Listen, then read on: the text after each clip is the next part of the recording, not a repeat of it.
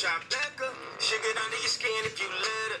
Shake it under your skin. I don't even want to talk about it. I don't even want to talk about it. I don't even want to say nothing. Everybody gon' say something. I'll be worried if they say nothing.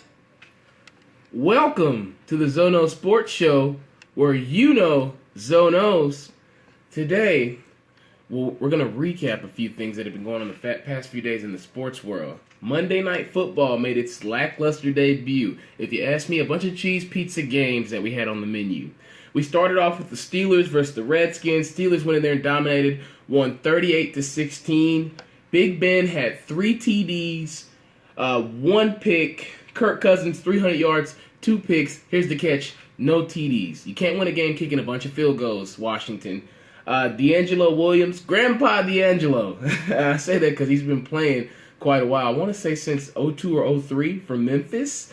He's a running back. Had 26 carries for 143 yards, 2 TDs. I really like D'Angelo Williams filling in for the Steelers. He's been a mainstay on that team since he came over from Carolina. I really like the fact that he can fill that role, fill that void while Le'Veon Bell's serving this 3-game suspension. Hopefully he comes back and he's ready to be Le'Veon Bell. We'll have to see about that. Antonio Brown, he's back at it. 8 receptions for 126 yards, 2 TDs in the Monday night game against the Redskins. Deshaun Jackson also had over 100 yards. But first off, Antonio Brown, I got to go back to you, sir. The questionable celebration, the touchdown, twerk. Very questionable, very questionable. I mean, I'm all for celebrations and touchdown dances, but come on, Antonio Brown. That was the first touchdown dance you worked for all season, the twerk, the touchdown twerk. Oh, my goodness. Okay, but I guess I let it slide because you guys did get the victory. Now, we move on to the Rams versus the 49ers. That was our second Monday night game. It was a doubleheader. Of course, Colin Kaepernick, he did his kneel down, drew a bunch of attention before the game. I've listened to a few different commentators on TV who have just said they understand why he's doing it. However, they don't like the fact that it's bringing attention to the organization that he's with and putting those teammates in a position where they have to answer questions about different issues. However, on the other side of that coin, you've got other people saying there's never a good time to protest or put out your social or political values. So that's been a big topic on TV, on ESPN, as well as in the news. High school kid out here got suspended for showing a display of protests. So it's a big issue right now. However, we get to the game side of things. The Rams, different city, same bums. If you're looking for me, different city, same bums.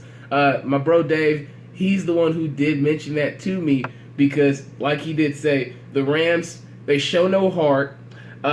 If you watch Hard Knocks, which we were talking about this yesterday, he does watch that show, and he said, man, I told you, the Rams, I've watched them on Hard Knock. They have no discipline, and they're a team that gets a lot of penalties. They fight each other, so they won't be successful this year. So I guess that's why I say different city, same bums. Might as well call them the LA Billy Goats, in my opinion. Now, Hollywood Todd Gurley, 17 carries for 47 yards.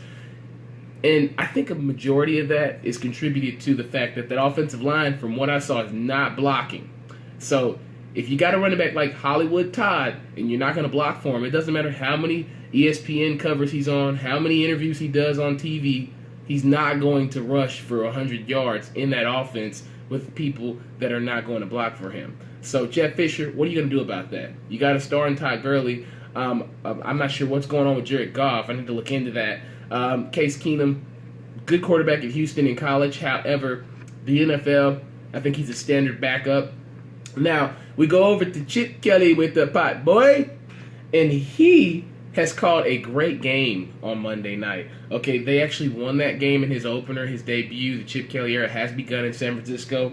I do look at the fact Blaine Gabbert, I never have thought Blaine Gabbert was a great quarterback from Missouri. Chase Daniels is probably the best quarterback to come from Missouri in the last 15 years. So I won't sit here and say Blaine Gabbert should be an NFL starting quarterback. I frankly don't think he should be. However, it seems as though they spent money for him. And so it's kind of like you buy something you don't want, some shoes you don't want, but you get a scuff on them. So, and the scuff being millions that they have to pay Blaine Gabbert, so they kept him anyway. So I really don't like him as a quarterback. He was 22 for 35.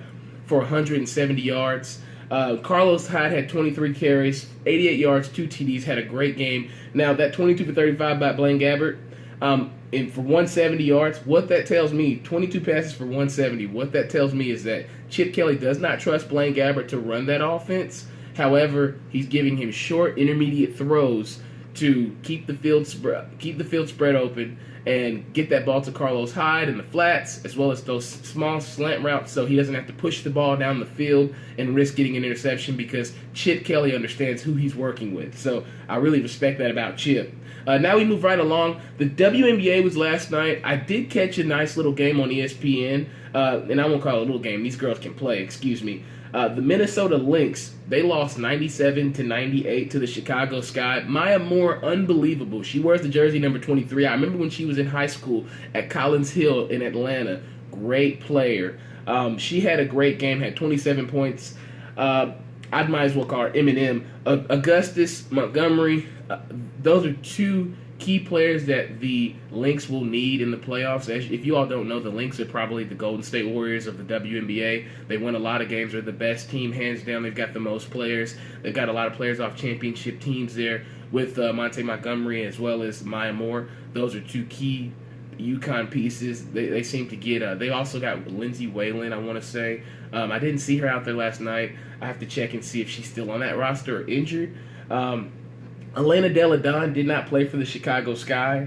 Get well soon. She actually just had a thumb surgery on her shooting hand, so she'll have to come back and help that team out for the playoffs, simply because Cappie Pondexter from Rutgers University, she's got the juice, but she can't carry the team. She's been playing for, I want to say, almost 10 years now. She actually, for people that don't know, dated Ray Rice in college. And she was also the person who got into it with Gino Auriemma on the sideline during the game. So she's a scrappy player. She's somebody that's going to bring effort and help your team out. But I do think they need their all-star, Elena Delle Donne, back from Delaware to come in and fill that void once she gets done with the thumb surgery. I don't know if that'll heal for the playoffs, but we'll just have to see. They were 8 days away last night. Now they're 7 days away for the WNBA. So we will have to see about that. Thursday night action. Houston versus Cincy, the showdown in the Nasty Natty on the river. Now, it's a track meet in the making, okay? We've got Houston coming off the game against Lamar. Greg Ward was rested. He did not play. He had some soreness, I want to say, in his shoulder, maybe. So I think this has the potential to be a high-scoring game with Houston versus Cincinnati. Houston, as we know, plays great defense. Played Oklahoma tough, only gave up 26 points, but we don't really know how good Oklahoma is. They have a game against Ohio State this weekend. We'll get into that closer to the weekend, maybe Friday show. Now, I really like Greg Ward. He has wheels, a big arm. However, Hayden Moore, Cincinnati's quarterback, he is known for airing it out. The riverboat gambler, Tommy Tuberville. A lot of people do not know that he's a person that's used to taking chances. At Auburn, he did that. He's somebody who coached that 04 team with Carlos Cadillac Williams, Ronnie Brown, Jason Campbell. So I do think the riverboat gambler will take some chances on Thursday night. However, I don't think Cincinnati plays good enough defense to slow down a Houston team. I think it will be a high-scoring game. I'd say Houston maybe 47 and Cincinnati 35, something like that. But it'll be a high-scoring game, but I think Houston gets out of here. However, as Coach Corso would say, who will be here in the Ville this week, Cincinnati may sneak around the chicken coop and go ahead and get an upset, but I don't think that'll happen. I think Houston will go in there with Tom Herman. He'll have those boys ready. They will play a good game, make all the right plays, and come out of there with a victory and continue to roll through the AAC, okay?